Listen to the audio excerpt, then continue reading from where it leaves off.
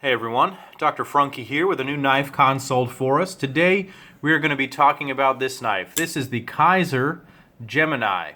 This is a Ray Laconico design and it's one of Kizer's bread and butter models. I think Kizer's Laconico line are some of their most popular knives, and for good reason. They tend to be very functional and EDC oriented, and this one more so than most. It's a nice smaller size, and we'll get into the details of it. So again, designed by knife maker Ray Laconico, based off his Intrepid custom model. This sort of falls into the smaller category, smaller than the Ursa Minor, smaller than a lot of the other ones that they make. This may be the smallest of the Laconico designs, and maybe the best for that reason because of its functionality and everything. So let's bring out another couple of knives for a size comparison real quick. Here's the Spyderco Paramilitary 2, which you see dwarfs this knife. Here is the Spyderco Mannix 2, which is also much bigger. So let's bring out a couple of smaller knives that are in this EDC category right here. This is the Zero Tolerance 0808, so a much more similar size right there. How about a 0450 also for a size comparison? So this is going to be a 3-inch blade rather than a 3.25 inch. I'll pull out the ruler. We'll get some specific measurements on it. Overall length, you're looking at about 7¼ inches. The cutting length, you're looking at just over 3 inches, maybe like 3.1 inches. And back to the pivot is 3.5 inches. The handle length is right at about 4 inches, and the grip area is right at about 3.5. So a rather small knife right here for those of you who are interested in it. But it's a very slim knife. Fits in the pocket quite well. I'll bring out the calipers here. We'll see exactly how big this is. It's 0.42 inches in overall width, and then the blade stock itself, you're looking at 0.11. So a nice thin blade stock. Finally a knife that's designed for use rather than just for show. So let's talk about those uses and break this knife down anatomically. Up front is a nicely done blade of CPM S35 VN and a nice stonewash. It is a full flat grind, which is one of my absolute favorite grinds. When they can get that flat grind all the way up to the top, you know the edge is going to be super, super sharp, like on this Shirogorov F3. Absolutely love it. It does come down to a super fine edge.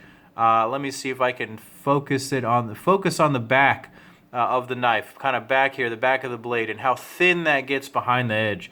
This thing slices magically. This is a wonderful knife for everyday carry and cutting tasks, whether it's food prep or opening boxes or cutting tape, you know, whatever you're going to throw at this, it's going to handle it beautifully.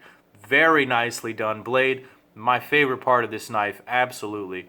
It's done in a nice stonewash. You can see Mr. Laconico's, Ray Laconico's logo on the top of the blade. Let me see, there it is, focused right there. I like how they do that to talk about the maker. I think that they should be highlighted, and that's fairly tastefully done to have it on the spine of the blade like that. I really actually appreciate that a lot. So moving back, this thing runs on ball bearings, and it's very, very smooth. The detent is excellently tuned. A nice little snappy action. Very strong detent for such a small knife. As soon as you break it, that blade is going to fly open. There's almost no way to fail in its deployment. So I actually really, really appreciate that. Very, very nicely done. Again, this runs on that silly Kizer pivot screw. At least this one is blue anodized, so at least it gives it some sort of color.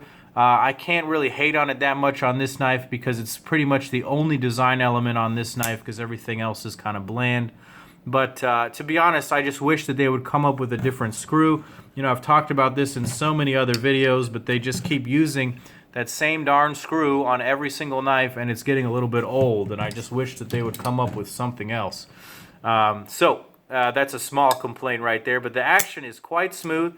It's really not a drop shutty kind of a knife. I think that's just because of how lightweight it is, but it does go back into the handle easily, and the detent is quite nice on the closure. So moving back to the handles, we have these nice slabs of titanium that are done in a really, really nicely done contoured 3D pattern.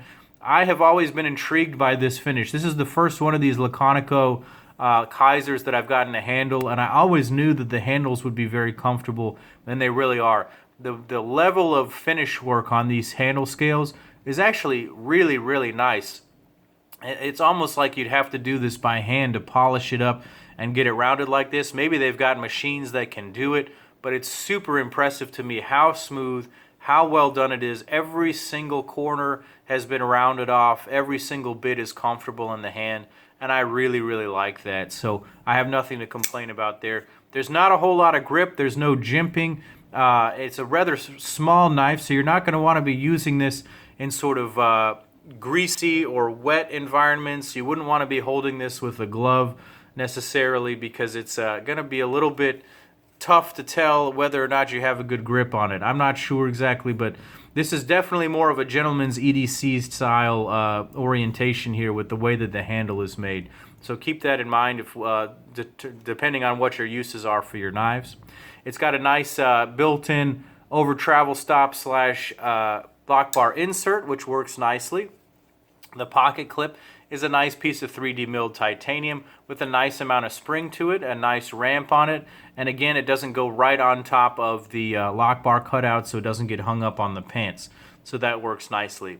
On the back, you've got these nice body screws done in that dark blue titanium and a nice dark blue titanium back spacer. So a nice little touch right there. This is an excellent knife, and it's currently on sale. I think it's going to be somewhere right around $100, maybe $125 or something like that, depending on where you find it. So a very nice deal, actually, right here. And I can understand, even people who are hesitant about buying Chinese-made knives, this is an excellent example of when they do it right. This is a beautifully built knife. It's super, super functional, and I'd be hard-pressed to tell you about a lot of knives that are going to do better than this with this sort of combination of elements at this price point. Now, I had some of these knives out here before, but you know, Spydercos like the Mannix are going to be similar in terms of the price point and the competition. They both have full flat ground blades. They both are very nicely made, but if you want titanium with anodizing and stuff like that, it's going to cost a lot more coming from a U.S. manufacturer. So this is where those Chinese brands do come in to their own, where they're able to provide these higher end knives with a lower price point. So very interesting little knife right here. I do think this is an excellent EDC choice. This would make a nice gift to somebody. This is not my personal preference just because it's a little bit smaller. I'm certainly intrigued now to try some of the larger designs. If you go back on my channel a few months, you'll see the Kizer Lancer 2. That was a little bit bigger than this one, and I think fit my hand a little bit better. But again, equally well made. So super impressed by this knife. Let me know what you guys think of this down in the comments below. The Kizer Gemini. I want to try out some more of these. If any of you guys have them, you can hit me up and maybe send some in. I'd love to do a comparison video. But thanks for watching, guys. Go ahead and check me out at Dr. Frunkey on Instagram. Subscribe to my YouTube channel here. And as always, guys, take care.